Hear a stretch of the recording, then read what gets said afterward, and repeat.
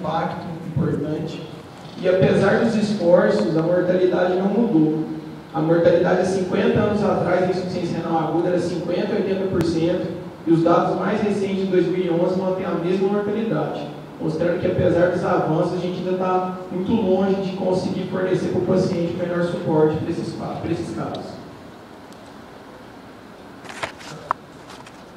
Bom, a definição ela é um pouco vaga quando a gente pega os livros. Definição de insuficiência renal aguda é uma perda abrupta da função renal, que pode ser de horas, pode ser de dias, cursando com uma série de alterações metabólicas, que podem ser a acidose, a hipercalemia, o aumento do potássio sérico, uremia e também a hipervolemia. O paciente não consegue urinar, vai ter um balanço hídrico positivo. Só que quanto a essa perda? Será uma creatinina de quanto? De 1,5, de 2, de 3?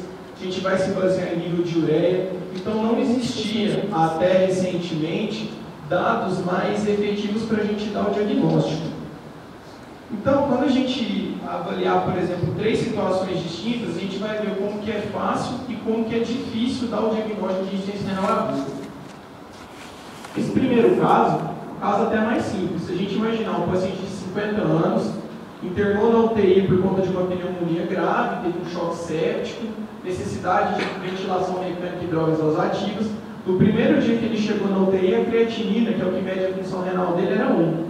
No momento que o nefrologista, no caso, foi chamado, a creatinina estava de 6,5, a ureia estava de 200, o potássio de 7, e nas últimas 24 horas ele tinha urinado só 50 ml. Acho que esse caso não tem muita dúvida, mesmo a gente não sabendo as definições, de falar que esse paciente agudamente ele perdeu sua função renal. Agora, num caso como esse, já é um caso mais complicado. Imagina um atleta de 23 anos, fez exercício físico intenso por 4 horas e depois tomou altas doses de anti-inflamatórios. 2 dias depois, ele percebeu que a urina dele estava escura. A creatinina de base desse paciente era 0,5. No momento que ele notou essa urina escura, a creatinina passou para 1,2. O valor de referência é 1,3. Então, a creatinina foi de um valor normal para outro valor teoricamente normal de 1,2. E a CPK dele foi para 5.000. Será que esse paciente tem insuficiência renal aguda? Aí já é mais difícil da gente estar dando diagnóstico. E por fim, um outro paciente, 68 anos, ele tinha 100 quilos, internou eletivamente para fazer uma angioplastia coronariana.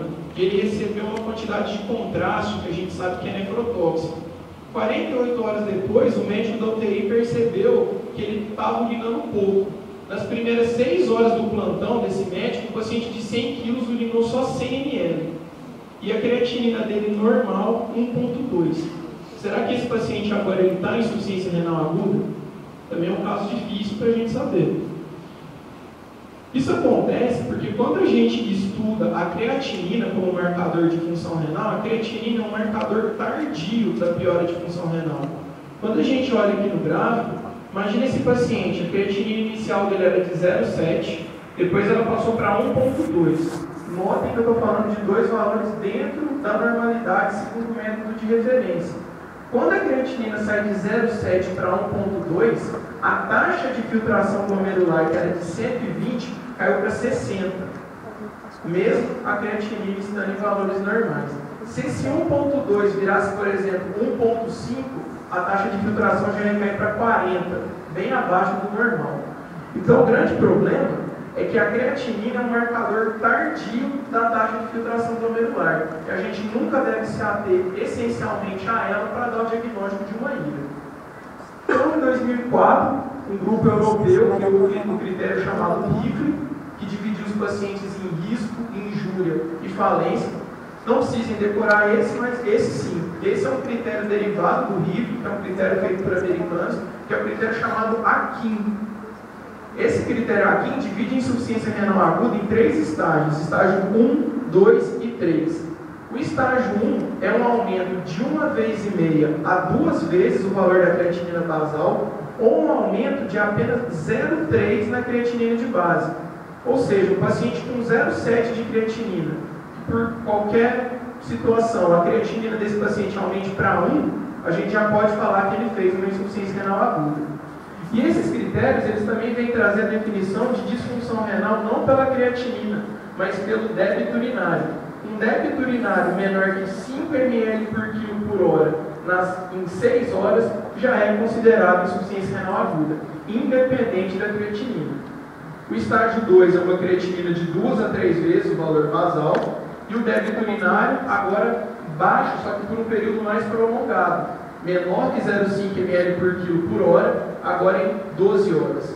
E o estágio 3 é uma creatinina 3 vezes o valor basal, ou uma creatinina 4 vezes maior que 4, independente do valor basal, e um débito urinário agora que já fica baixo por mais tempo, menor que 0,3 ml por quilo por hora em 24 horas, ou uma anúria, ou seja, uma redução completa da diurese por 12 horas.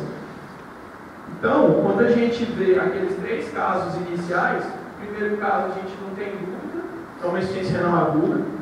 O segundo caso, que a creatinina foi de 0,5 para 1,2, também é uma insuficiência renal aguda. E o terceiro caso, um paciente que nas primeiras 6 horas urinou menos que 0,5 ml por quilo por hora, apesar da creatinina normal, também é uma insuficiência renal aguda. No futuro, isso já é feito em alguns centros, mas principalmente em pesquisa, a gente fica a era dos biomarcadores. A gente tem biomarcador cardíaco, paciente com TEP, a gente tem dosagem de dedímetro. Para insuficiência renal aguda, isso vai ser uma realidade no futuro. Então, situações onde a gente tem uma lesão renal muito inicial, onde a gente só tem isquemia do tubo renal, a gente já vai ter a liberação na urina de biomarcadores. Entre eles, o NGAL, interleucina 18 e o KIM-1. Antes de subir a creatinina, antes de cair o débito urinário, essas substâncias já vão ser detectadas na urina e vão sugerir uma insuficiência renal aguda. Então a gente, daqui mais ou menos 5 anos aí, isso deve ser uma realidade para diagnóstico de insuficiência renal aguda, não só em pesquisa, mas na nossa prática diária também. Quando a gente, passando agora, já tendo dado o diagnóstico, é importante para a gente saber a classificação da insuficiência renal aguda. E ela, didaticamente, é dividida em pré-renal, pós-renal e renal. Isso é extremamente importante, porque em cada uma dessas situações a gente vai fazer uma abordagem clínica diferente. Então, quais são os casos de uma ira pré-renal? A gente tem casos de redução absoluta do volume vascular, como das hemorragias, vômito, diarreia, desidratação, queimaduras, uso abusivo de diurético. Situações onde a gente tem redução da perfusão renal, o líquido intravascular está ok, mas a perfusão para o rim não está. Como os casos onde o Rodrigo já comentou de uma insuficiência cardíaca, que a gente chama de síndrome cardiorrenal, a insuficiência hepática, que é a síndrome hepatorrenal, os casos de sepse, alguns medicamentos que diminuem a perfusão renal, como os anti-inflamatórios, e a síndrome compartimental abdominal. E o sequestro de líquidos para o terceiro espaço. A perfusão renal agora está comprometida, não por falta de líquido, mas porque o líquido intravascular está mal distribuído, como nos casos de pancreatite e hipocominemia, como, por exemplo, na síndrome nefrótica. Os casos de ira pós-renal são os quadros obstrutivos, que os principais seriam a litíase, ou seja, que seria a ureterolitíase em rim único, um cálculo ureteral ou um cálculo na junção ureterovesical. As patologias prostáticas, como hiperplasia benigna, neoplasia de próstata, neoplasia de bexiga, a obstrução extrínseca do ureter, como por exemplo nos casos de neoplasia de colo de útero e até na neumatose uterina. E nos casos, a insuficiência renal aguda pode ser renal, onde o comprometimento é em algum dos compartimentos renais propriamente ditos. Pode ser vascular, como nas vasculites dos pequenos vasos, síndrome hemolítica urêmica, PTT, hipertensão maligna, ateroembolismo por colesterol.